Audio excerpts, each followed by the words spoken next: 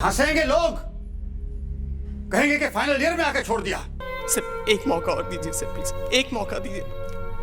मैं जिंदगी भर बिठा के नहीं खिला सकता हूं। अरे कोई बात नहीं, मैं खिला दूंगा। और मैं आईटी में पढ़ रहा हूं, इसलिए मुझे दिख रहा है कि आप उसके साथ क्या कर रहे हो। ये सीन सिर्फ एक मूवी का नहीं, हम सबकी रियलिटी है। इंडिया में हर साल लगभग 2 से 3 करोड़ स्टूडेंट्स स्कूल से पास होते हैं, पर उनमें से लाइफ में कितने पास होते हैं? कॉलेज में जो स्टूडेंट्स टॉप करते हैं, क्या वो लाइफ में भी टॉप कर पाते हैं? जो स्टूडेंट्स गवर्नमेंट जॉब्स के लिए दिन रात मेहनत करते हैं, वो सिर्फ स्ट्रेस और रिग्रेट ही क्यों कमा पाते हैं? मुझे पता है आप मेरी बात पे विश्वास नहीं करोगे, पर हमारी लाइफ ऐसे 5 ट्रैप्स में फंसी हुई है, जिसे हम कहते हैं द ट्रैप लूप। अगर आप 100 स्टूडेंट्स को एक लाइन में लगाओ तो सिर्फ 0.5% को लाइफ में रियल सक्सेस मिलती है, बाकी के 99.5% बस लूप में फंसे रह जाते हैं। इंडिया में एक बच्चे का पोटेंशियल सिर्फ मार्क्स से जज किया जाता है।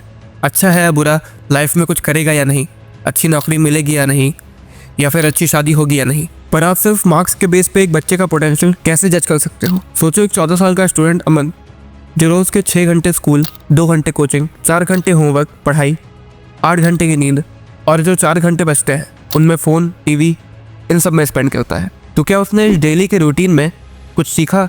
एनसीईआरटी सर्वे के अकॉर्डिंग 81% इंडियन स्कूल स्टूडेंट्स अपनी डेली लाइफ में बहुत स्ट्रेस में होते हैं।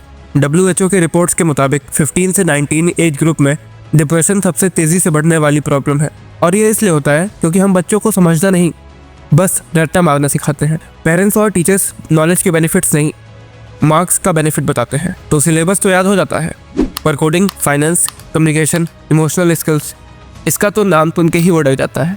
पर जैसे जैसे अमन 12th पास आउट कर लेता है, पर उसके बाद अमन जैसे स्टूडेंट्स एक नए ट्रैप में फंस जाते हैं। नीट 2024, 24 लाख कैंडिडेट्स पर सीट्स सिर्फ 1.1 लाख, चांसेस 4 to 5%। आपको पता है यूपीएससी के एग्ज़ाम के लिए हर साल 12 से 13 लाख स्टूडेंट्स अप्लाई करते हैं, पर फाइनल सिलेक्शन सिर्फ 0.06% का होता है, यानी कि सिर्फ 800 से 1000 लोगों का। और इस रेस में स्टूडेंट्स अपनी हेल्थ, कॉन्फिडेंस, प्रोडक्टिविटी सब जला देते हैं। लेकिन इसके पीछे एक साइकोलॉजिकल रीज़न है, जिसे कहते हैं एमिगडाला हाईजैक, जिससे आपका ब्रेन फ्रीज हो जाता है, मेमोरी वीक हो जाती है और प्रोडक्टिविटी कम हो जाती है। इसीलिए जितना ज़्यादा प्रेशर उतना कम परफॉर्मेंस। अब अपनी पास्ट डिसअपॉइंटमेंट्स को लेकर अमन फिर से एक नए ट्रैप में फंसने आता है। अब अमन फाइनली एक एवरेज कॉलेज में एडमिशन ले लेता है, क्योंकि सीट्स लिमिटेड थी। पर कॉलेज क्या सिखाता है? हर साल वही एक सिलेबस, जिसका अमन लाइफ में कहीं यूज़ नहीं करने वाला।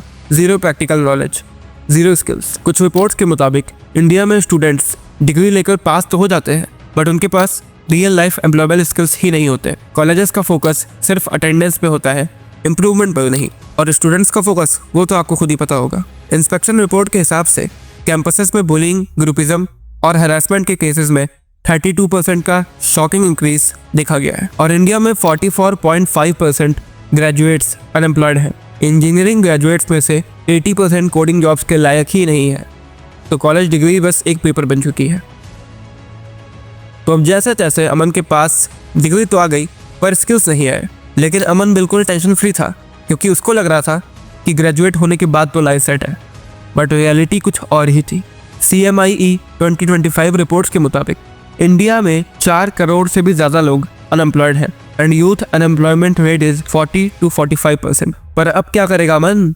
ये सवाल मैं नहीं, वो लोग पूछते हैं। तो अब इतना खर्च और इंतज़ार के बाद सोसाइटी का अमन से यही सवाल होता है, बेटा जॉब कब मिलेगी? बेटा पैकेज कितना है? हमारी सोसाइटी में सक्सेस का मेजरमेंट बस ये 3 चीज़ें हैं, मार्क्स, जॉब और सैलरी। और अगर इनमें कहीं भी तुम स्लिप हो गए तो तुम्हें फेलियर का टैग मिल जाता है। So the real reason of why 99.5% students fail in life because हम उन्हें बस जीना सिखाते हैं, आगे बढ़ना नहीं। रियल लाइफ में रिक्वायर्ड स्किल्स ये है, पर कोई स्कूल कॉलेज आपको ये नहीं सिखाता। Human brain emotionally learns 10x faster than academically, but हम स्टूडेंट्स को सिर्फ एकेडमिक लोड देते हैं, इमोशनल प्रैक्टिकल लाइफ लर्निंग बिल्कुल 0। तो अब बात यह आती है कि इतना कुछ समझने के बाद अमन ने इस ट्रैप को एस्केप कैसे किया। अमन ने एक दिन डिसाइड किया कि इस ट्रैप से निकलना होगा और उसने कुछ चीज़ों पर काम करना शुरू किया।